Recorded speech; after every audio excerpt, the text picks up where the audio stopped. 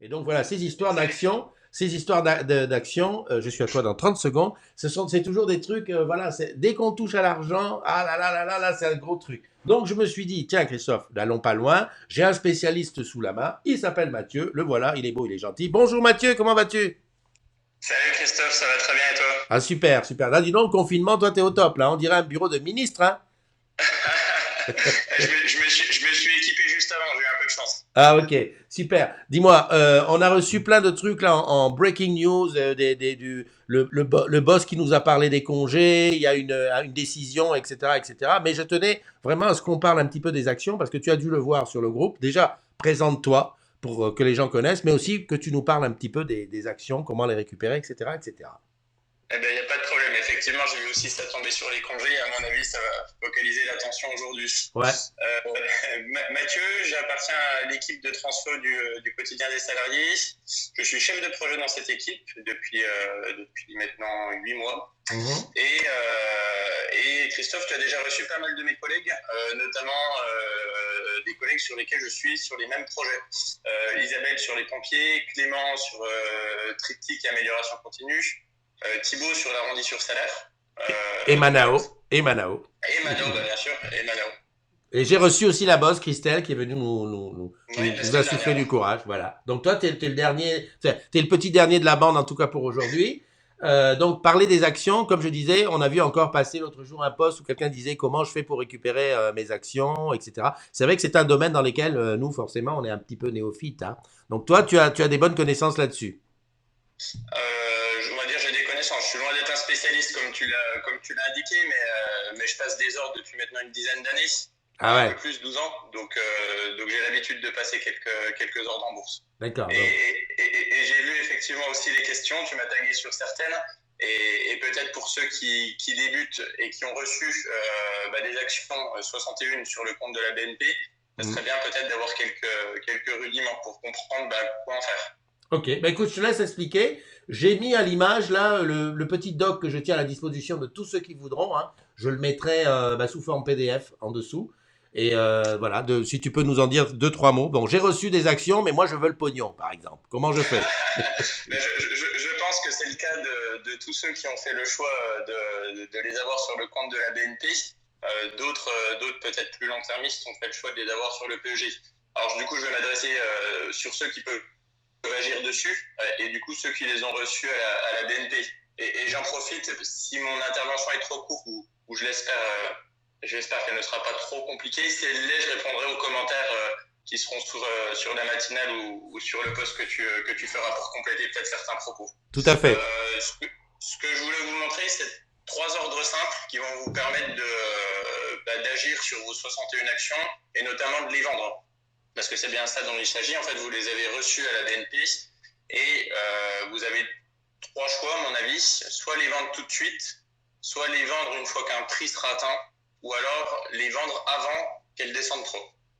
Donc tout va dépendre de ce que vous voulez faire. Je vais peut-être commencer par le premier, les vendre Tout de très suite. rapidement. Je veux le pognon tout de suite là. J'ai faim. Donc pour les vendre très rapidement sur votre compte à la BNP, vous allez devoir passer un ordre de vente, et il y a plusieurs types.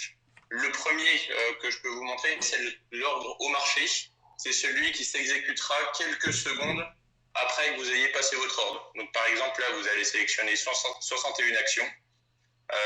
Vous allez les régler au comptant et vous allez vendre en sélectionnant le type au marché. Et quelques secondes plus tard, vous allez obtenir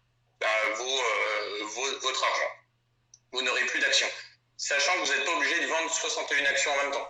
Vous pouvez en vendre une partie. Si vous voulez une partie de l'argent maintenant, plus l'autre Ouais. plus tard, en fonction de comment évoluera l'action, vous pouvez le faire aussi. Ok. Ça. Un petit conseil si vous vendez partiellement, vous aurez une commission Ah, de 7 euros à peu près à la BNP, je crois. Donc chaque fois si vous démultipliez les ordres de vente, ça fera chaque fois 7 euros. d'accord. La deuxième méthode. La deuxième méthode, elle va consister, moi c'est celle que j'utilise le plus, mais les particuliers utilisent beaucoup cette méthode aussi, c'est de définir un prix à la hausse. C'est par exemple dire l'action aujourd'hui, je ne sais pas à quel niveau elle est ouverte ce matin, à mon avis en hausse. Elle était à 11, 10,99 vendredi. C'est peut-être se dire, je ne suis pas très pressé. Je pense qu'elle peut réintégrer les 12, voire les 13 euros. Les 12 euros assez rapidement. Donc je vais fixer un cours limité. C'est le type, il s'appelle comme ça, cours limité, et le mettre à 12. Comme ça, dès que l'action franchira 12, vous n'aurez pas de questions à vous poser, vous aurez tout vendu. Ok. Vous vendez à la hausse. Et la troisième possibilité? Et la troisième, c'est au seuil de déclenchement. On appelle ça aussi un stop. C'est à la baisse. Vous sélectionnez vos 61 actions, vous déterminez au seuil de déclenchement et vous indiquez un prix en dessous du cours actuel.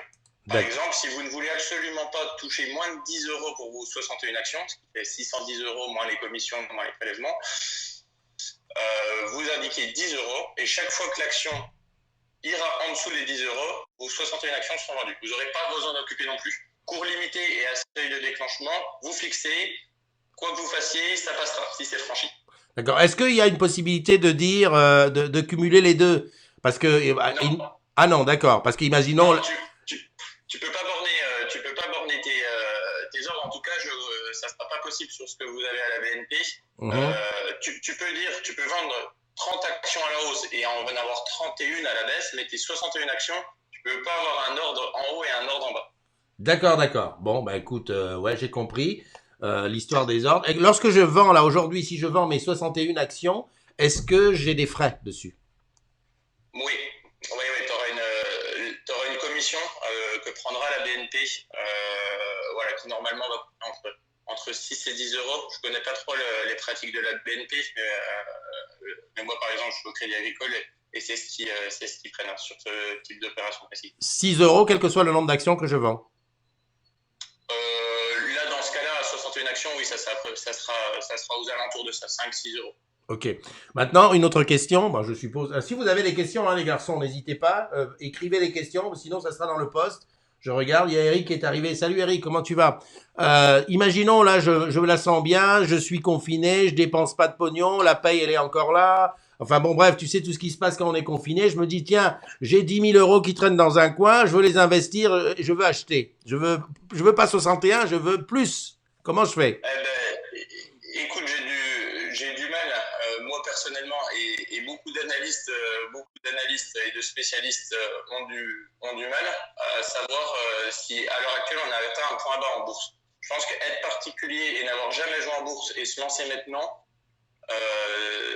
et réussir, c'est avoir beaucoup de chance là, à l'heure actuelle. D'accord. C'était plus facile ces dernières années parce que le marché il augmentait de manière linéaire. On a un CAC qui a atteint jusqu'à 6 000 points. C'était plus facile pour un débutant d'investir à ce moment-là. Là, il faudra attendre qu'on ait eu confirmation pour se lancer, à mon avis, qu'on soit reparti dans une phase haussière, ce qui n'est pas du tout le cas à l'heure actuelle. Donc, il y a un rebond, mais on ne sait pas si ça sera haussier sur le moyen terme. Donc, grosso modo, tu dis on garde ses sous, on achète de l'or? Pas forcément non plus, apparemment. Ah bon? Non, pas forcément. Ce qui se vérifiait dans de précédentes crises, là, sur l'or, il y a... je sais pas, déjà, il faut d'ailleurs avoir les moyens d'acheter de l'or. Oui, c'est vrai. mais l'or comme valeur refuge, ça sera confirmé sur cette crise. D'accord. Parce que je te pose ces questions, c'est pas innocent, hein, c'est qu'il y a des news qui tournent sur l'internet que évidemment la crise du Covid va changer beaucoup de choses et les gens disaient attention, même les banques c'est risqué. Donc dans quoi on peut mettre son argent, quoi? À l'heure actuelle, il y a trois domaines. Je parle que personnellement, hein, oui. Mais il y a trois domaines sur lesquels j'irai pas. Bancaire, l'automobile aussi. Et tout ce qui est très sectoriel à l'heure actuelle et qui va avoir de grosses conséquences. Par exemple, des boîtes Commerlus, etc. Même s'il peut y avoir de la volatilité, elles peuvent prendre 20% un jour, reperdre 10%. Je suis pas sûr que sur l'année 2020, ça soit des valeurs qui financièrement se portent très bien. Il y a Eric. Oui. Et c'est pas forcément aussi non plus des valeurs d'avenir. Quelqu'un qui voudrait rentrer en bourse à l'heure actuelle devrait prendre des belles valeurs du CAC de préférence et des choses qui sont en croissance depuis de longues années et dont le business va continuer à être en croissance. Il y a Eric qui dit il faut regarder les entreprises qui ont perdu plus de 50% de leur valeur. Même si on n'est pas au plus bas, ça ne va que remonter. Bah, c'est une logique de long terme, effectivement, en se disant qu'à un moment donné, ces entreprises-là vont regagner une partie des 50%, normalement, sauf grosse catastrophe. La question, c'est est-ce qu'il n'est pas intéressant d'entrer le plus bas possible, sachant que la recherche du point bas, le point bas mini, quand on est pas trader professionnel, je pense qu'elle est presque impossible à atteindre. Mais là, moi, par exemple, en tout cas, je trouve que de mon opinion, c'est trop tôt. Ok, bah écoute. Parce que je suis frileux aussi en bourse. Oui, bah j'imagine qu'il y a plusieurs. Enfin, Mathieu, merci de nous avoir éclairci là-dessus. T'as autre chose à ajouter, non? Non, j'ai peut-être pas indiqué sur les 3 types d'ordres que je vous avais partagés. Oui. Vous avez une date à sélectionner. D'accord. L'ordre n'est valable qu'aujourd'hui. D'accord. Semaine, il sera valable toute la semaine. Et révocation, moi c'est celui que je pratique le plus souvent, c'est jusqu'à ce que vous l'annuliez. Donc, d'accord. Avec révocation, vous êtes tranquille. Si vous fixez un stop à 10 € ou une valeur haute limite à 13 € avec une date à révocation, vous serez tranquille.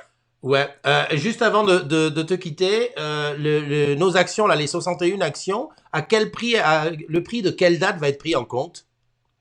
C'est le prix de versement. C'est toujours c'est très souvent en bourse, à part les dividendes, souvent c'est le prix de la veille. Ouais. Mais là, sur les actions, c'est le prix au moment où ça a été stabilisé. Donc c'est au 1er avril.